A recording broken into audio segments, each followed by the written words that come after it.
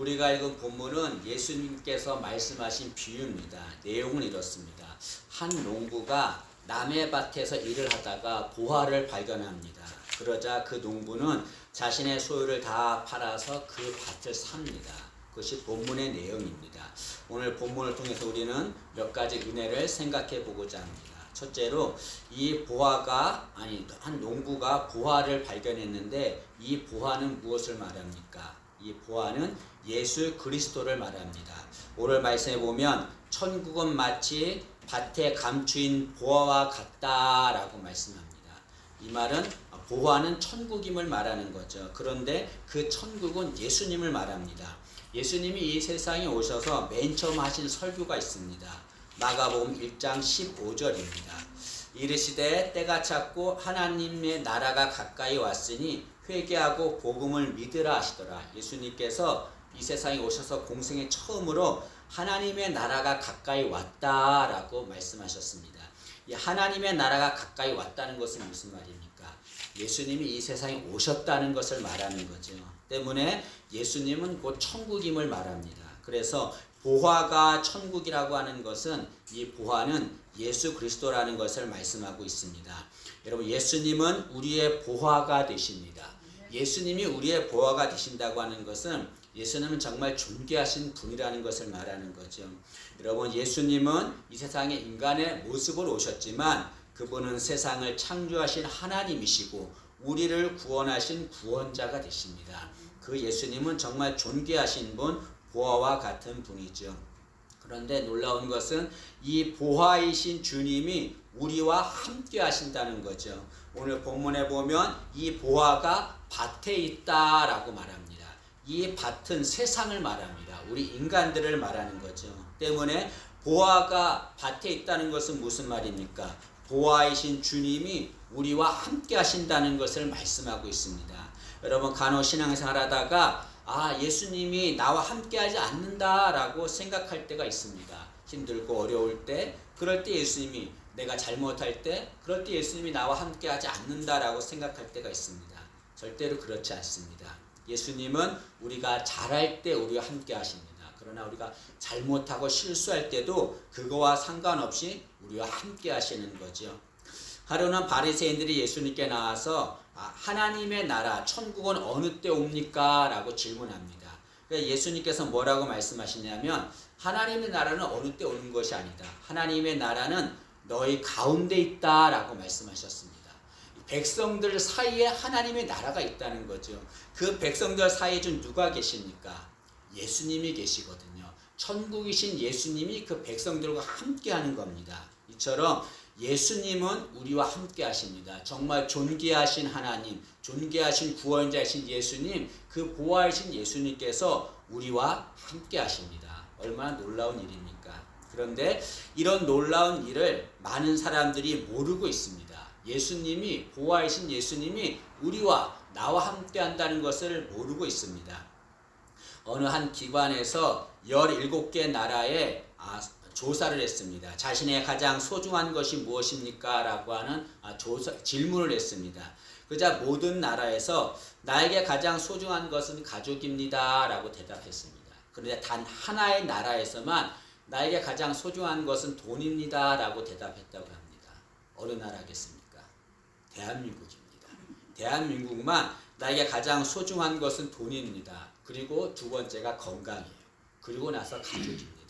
여러분, 이 대한민국에 사는 많은 사람들이 가족이 소중한 것을 모르고 있습니다. 마찬가지로 많은 사람들이 보화이신 예수님이 나와 함께 한다는 것을 모르고 있습니다. 사람들은 예수님이 나와 함께 한다는 것을 모릅니다. 왜 그럴까요? 왜 예수님이 나와 함께 한다는 사실을 모를까요? 그것은 예수님은 감춰져 있기 때문에 그렇습니다. 오늘 본문에서 보화는 밭에 있는데 밭에 감춰 있다라고 말씀하고 있습니다. 여러분, 보화하면은 금고 안에 있어야 되잖아요. 그런데 보화를 밭에 감추었습니다. 왜 보화를 밭에 감출까요? 좀 미련하다고 생각하지 않습니까? 그러나 이 내용이 있습니다. 이스라엘이라고 하는 나라는 전쟁이 많습니다. 전쟁을 하면 적들이 와서 이 보화들을 훔쳐가요. 노략질해 갑니다. 그래서 그 보화를 빼앗기지 않게 해서 안전한 곳에 숨깁니다. 그런데 가장 안전한 곳이 어디냐면 땅속이에요. 땅속. 그래서 그 보화를 밭에다 땅에다가 감추는 거죠. 여러분, 보화를 감출 때는 어떻게 하냐면 먼저 보화를 땅에 묻습니다. 그리고 그 위에 돌을 올려놓습니다. 그럼 적들이 오면 겉에는 보면 돌멩이밖에 없으니까는 그 안에 보화가 있는지를 알지를 못합니다. 겉모습만 보기 때문에 그런 거죠. 마찬가지로 많은 사람들이 주님의 겉모습만 바라보고 있습니다. 아, 주님은 훌륭한 성인이다, 아니면 뭐 위대한 개혁가다, 겉모습만 바라보고 있습니다. 그렇다야 주님의 진정한 모습을, 보화이신 주님을 알지 못하게 되는 거죠. 여러분, 예수님께서는 빌라도, 서기관, 종교 지도자들 이런 사람들에 의해서 십자가에 죽임을 당했습니다. 그들이 왜 구원자이신 예수님을 십자가에 죽게 했습니까? 주님의 겉모습만 봤기 때문에 그런 거죠. 너무나 연약하고 나약한 모습, 나사렛에 사는 천한 목수의 아들, 그런 모습만, 겉모습만 봤기 때문에 구원자임을 알지 못했습니다. 보화임을 알지 못했습니다. 그래서 십자가에 죽게 한 거죠. 여러분, 마찬가지입니다. 이 농부도 밭을 갈 때에 맨 처음에 나온 게 뭐겠습니까? 돌멩이가 나왔겠죠. 그 안에 보화가 있는데 돌멩이가 나왔습니다. 여러분, 이 농부가 그 밭에 있는 보화를 발견하려면 어떻게 됩니까? 그 돌을 다 걷어내야 돼요. 걷어내야 안에 보화를 발견할 수가 있습니다. 마찬가지로 우리가 보화이신 주님을 알려면, 주님이 나와 함께 하신 분인 그 주님을 알려면 어떻게 됩니까? 우리 안에 있는 돌을 다 걷어내야 됩니다. 불신의 돌, 내 안에 있는 정욕의 돌, 이런 돌들이 너무나 많이 있어서 주님을 제대로 볼 수가 없습니다. 내 안에 있는 돌들 다 걷어내기를 바랍니다. 그래서 주님을, 나와 함께 하시는 보배이신 존귀하신 주님, 그 주님 바라보는 우리가 되기를 진심으로 소망합니다. 근데 여기 보화가 돌덩이 밑에 있는데, 돌덩이 밑에 보화가 있다는 것이 우리에게 가르쳐 주는 것이 있습니다. 그것은 우리에게 있는 돌덩이 같은 문제 뒤에는 주님의 은혜가 있다는 것을 말하는 거죠. 여러분, 우리는 돌덩이 같은 문제로 많이 힘들어할 때가 있습니다. 좌절하고 절망할 때가 있습니다. 그러나 여러분, 돌덩이 같은 문제만 바라보면 안 됩니다. 그 문제 뒤에 주님의 은혜가 있습니다. 그것을 바라봐야 합니다. 우리는 돌덩이 같은 문제만을 보는 것이 아니라 그 뒤에 임하시는 주님의 은혜, 그것을 바라보는 자가 되어야 합니다. 그 은혜를 바라보면 문제도 은혜로 바뀌게 되는 거죠. 여러분, 농부가 밭일을 하다가 돌덩이를 보게 되죠. 돌덩이만 보면 절망합니다. 아, 이 밭을 갈기도 힘든데 돌덩이가 있어서 나를 더 힘들게 하는구나 라고 그것 때문에 불평할 수가 있습니다. 그러나 그 돌 뒤에 있는 보화가 있습니다. 하나님은 그거를 보기를 원하시는 거죠. 우리도 돌덩이 같은 문제만 보지 말고 그 뒤에 있는 놀라운 주님의 은혜가 있습니다. 보화 같은 그 은혜 바라보기를 진심으로 소망합니다. 여러분, 농부가 보화를 바라보면, 발견하면 돌덩이는 아무런 문제가 되지 않습니다. 얼마든지 돌덩이가 있어도 아무런 문제가 되지 않아요. 마찬가지로 주님 바라보면, 은혜로우신 주님, 그 주님 바라보면 내게 있는 문제는 아무런 문제가 되지 않는 거죠. 여러분, 주님은 보화가 되십니다. 그 보화이신 주님이 나와 함께 하십니다. 그 주님 바라보는 우리 되기를 진심으로 소망합니다. 이 농부는 보화를 발견했습니다. 보화를 발견하자 그 농부는 어떻게 했습니까? 농부는 두 가지를 했습니다. 첫째는 기뻐했습니다. 오늘 말씀 한번 보시면, 천국은 마치 밭에 감추인 보화와 같으니 사람이 이를 발견한 후 숨겨두고 기뻐하며 라고 말합니다. 농부는 보화를 발견하자 기뻐했습니다. 여기 기뻐했다고 하는 것은 환호를 지르며 기뻐했다는 것을 말하죠. 여러분, 주님을 만나면 기뻐하게 됩니다. 금강을 찾던 사람들이 있었습니다. 그 사람들이 오랜 세월 동안 금강을 찾다가 정말로 금강을 찾았습니다. 그리고 그들은 서로 이제 얘기를 했습니다. 우리 금강을 찾았으니까 정해진 날에 아무에게도 말하지 말고 우리 모여서 금강을 캡시다 라고 얘기했습니다. 그리고 정해진 날이 되었습니다. 그런데 정해진 날이 되자 많은 사람들이 그 금강에 모여들었습니다. 그러자 금강을 처음 발견한 사람들이 서로에게 막 불평을 합니다. 왜 아무에게도 말하지 않고 우리끼리만 오기로 했는데 왜 사람들에게 알려줬냐라고 불평을 합니다. 그래서 사람들이 자신은 누구에게도 나는 금강을 발견했단 말을 하지 않았다라고 얘기합니다. 그러자 그 사람들이 올려둔 사람들한테 묻습니다. 당신들은 어떻게 우리가 말하지 않았는데 이곳에 금광이 있는 줄 알고 이렇게 왔습니까? 라고 묻습니다. 그자 몰려든 사람들은 이렇게 대답합니다. 당신들의 얼굴을 보니 금을 발견한 것 같아서 알았습니다. 라고 얘기합니다. 여러분, 금을 발견하니까 너무나 좋아서 이전의 모습이 아니라 기쁜 얼굴이 된 거죠. 여러분, 마찬가지로 보아이신 주님을 만나면 이전의 우리의 모습이 아닙니다. 보아이신 주님 만나면 마음의 기쁨이 너무나 넘쳐나게 되는 거죠. 여러분, 사도 바울은 빌립보서 4장 4절에 이렇게 말합니다. 주 안에서 항상 기뻐하라. 내가 다시 말하노니 기뻐하라. 사도 바울은 기뻐하라고 여러 번을 말합니다. 그런데 사도 바울은 이 말을 어디에서 했냐면 빌립보 감옥에서 했습니다. 여러분, 빌립보 감옥에 갇혀있는 사도 바울, 언제 죽을지 모르는 그런 상황 속에서 사도 바울은 기뻐하고 있었습니다. 그리고 사람들에게 너희도 기뻐하라 라고 말씀하고 있습니다. 사도 바울이 이렇게 죽음 앞둔 상황에서도 기뻐할 수 있었던 비결이 무엇입니까? 그것은 주님을 만났기 때문에 그렇습니다. 이런 주님을 만나면 이렇게 기쁨의 삶을 살게 되는 거죠.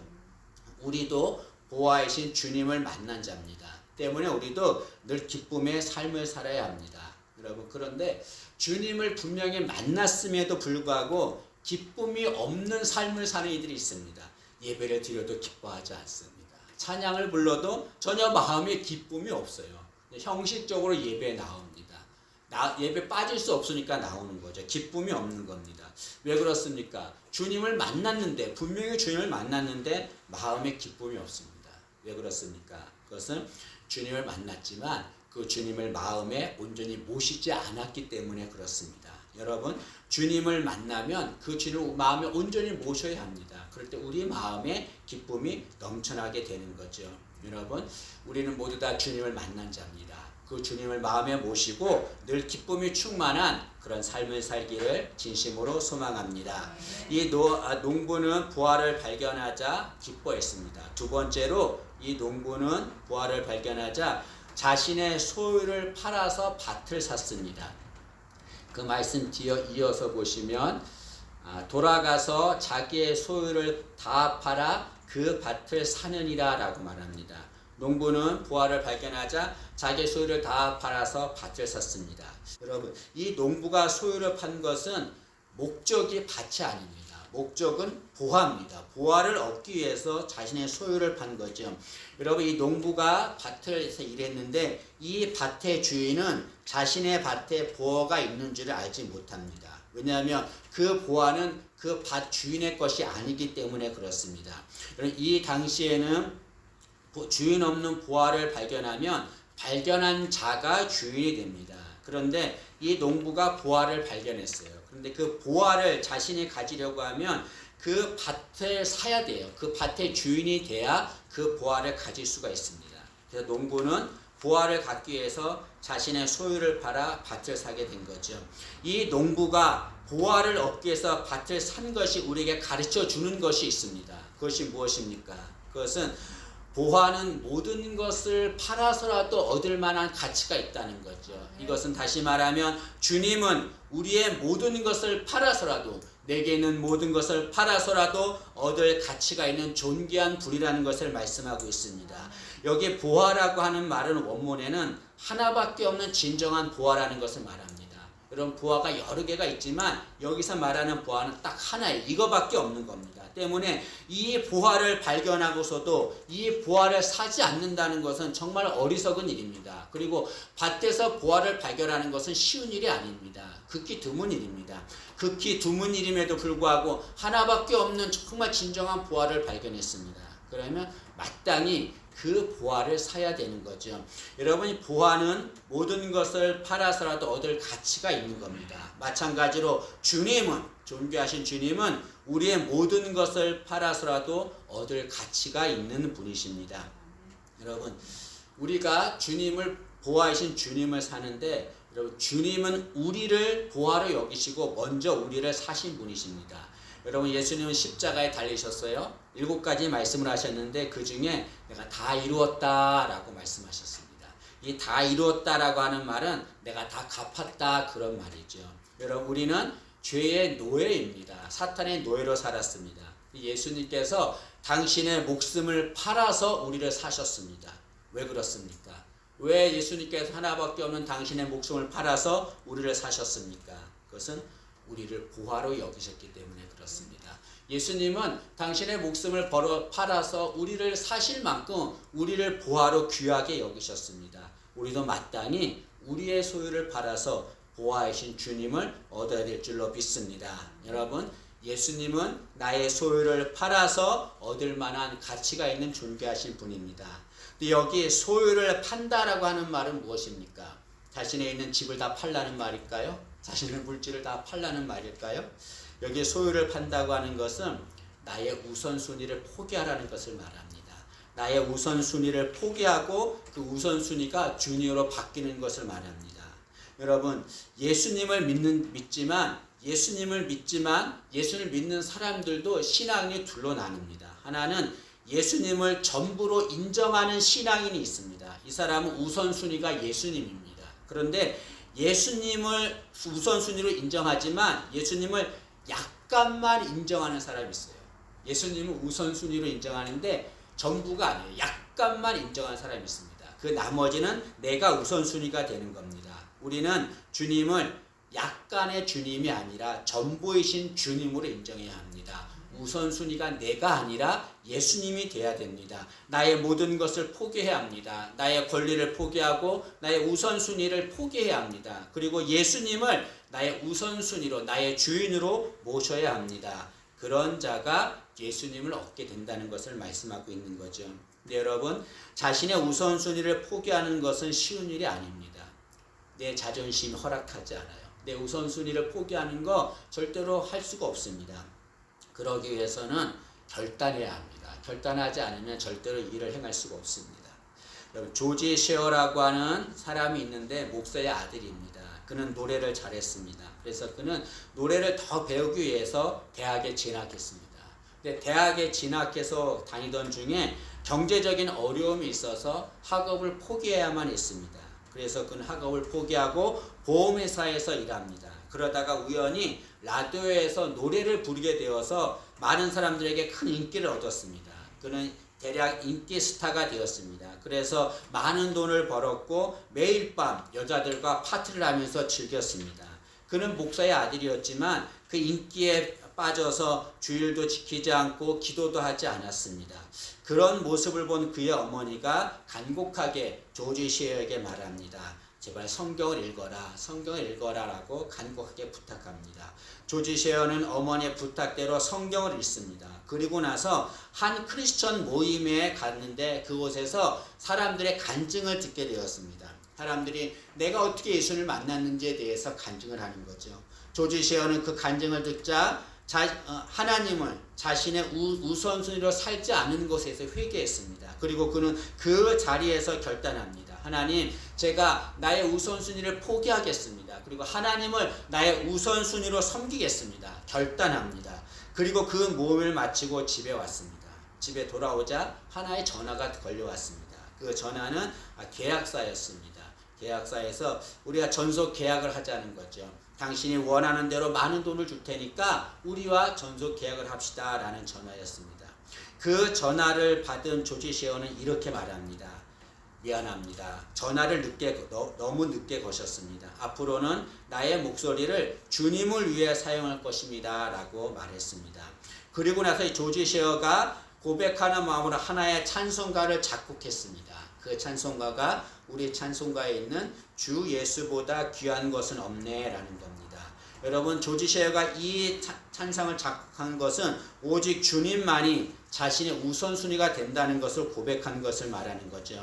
여러분, 이 찬송가는 우리에게 질문하고 있습니다. 당신은 주님을 최고의 우선순위로 삼고 있습니까? 당신의 우선순위는 누굽니까? 당신 자신이 우선순위입니까? 아니면 예수님이 당신의 우선순위입니까? 라고 질문하고 있는 거죠. 여러분, 농부는 밭을 갈다가 보화를 발견했습니다. 너무나 놀라운 일이죠. 우리도 주님을 발견한 자입니다. 주님을 만난 자들입니다. 여러분, 그 주님이 우리 안에 계십니다. 고린도후서 4장 7절에 우리가 이 보배를 질그릇에 가졌으니 라고 말합니다. 보배이신 예수님이 우리 안에 계시다는 것을 말씀하고 있는 거죠. 여러분, 농부가 보화를 발견한 것처럼 우리도 보배이신 주님을 발견한 자입니다. 보배이신 주님을 만난 자입니다. 그 주님이 우리 안에 계십니다. 그 주님으로 인해서 우리 늘 기뻐하고 주님을 우리의 우선순위로 삼는 자가 되기를 진심으로 소망합니다. 세상에 많은 사람들은 반만을 바라보고 있습니다. 열심히 반만을 갈고 있습니다. 그러나 우리는 그 밭에서 보배이신 주님을 만난 자들이죠. 그 보배이신 주님, 그 주님으로 인해서 늘 기뻐하고 주님을 우리의 우선순위로 삼는 우리 모두가 되기를 진심으로 소망합니다.